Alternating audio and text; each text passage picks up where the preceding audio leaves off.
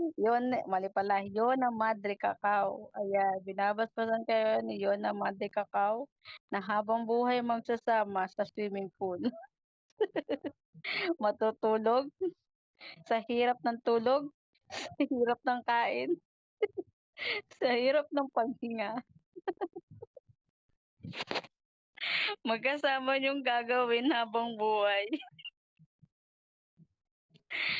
Kayo'y humayo at magpakalunod hanggang lamigin kagaya ni Jack. Alam mo, kilala niyo ba si Jack?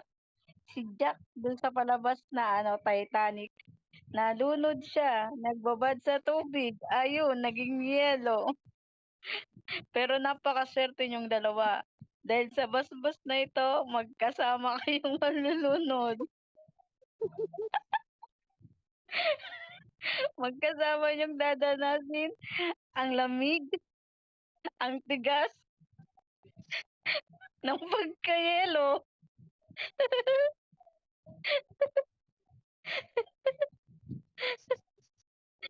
Wag ka kaduged na wag di niya naririnig kapag nandiyan lang siya.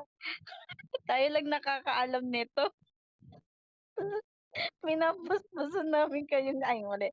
Binabasbasan ko kayong dalawa. Galingan niyo diyan sa tubig. Kailangan marami na kayong mabuong kiti-kiti diyan, ah. Da dapat pagbalik ko madami na kayong mabuong kiti-kiti diyan, ha. Dito tatapos ang inyong basbasan.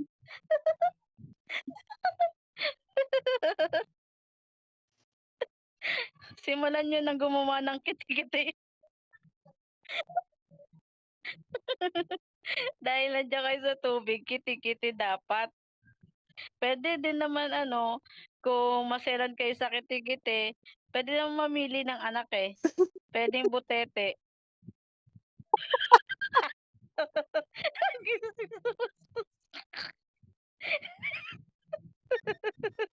Uy, wag kang umalis sa tabi niya, 'di ka nga niya iniwan, eh. Alam mo bang binasbasan ko kayo ng magkasama?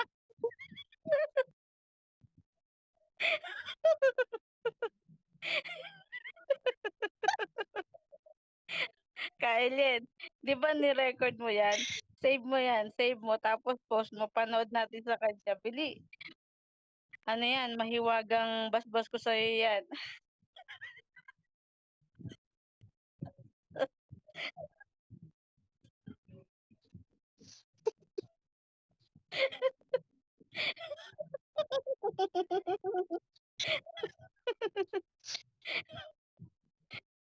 Uy, si Kano Pagutin, Kano Pugitin. Welcome, welcome, pabasa po ng announcement. Nagising, yung break time mo lang dapat sana, pero hindi mo na nagawang mag-break time. Wala na, yung break time niya nabigil ko na. Nabasbasan ko kasi kaya ganyan nangyari. Di na siya nakatulog, diretso na siya ng work.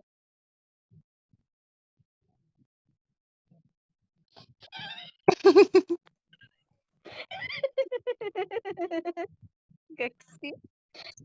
Dati.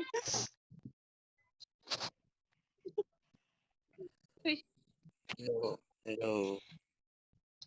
hello, babasa ng announcement. Saan po Nabasa niyo po ba saan yung announcement?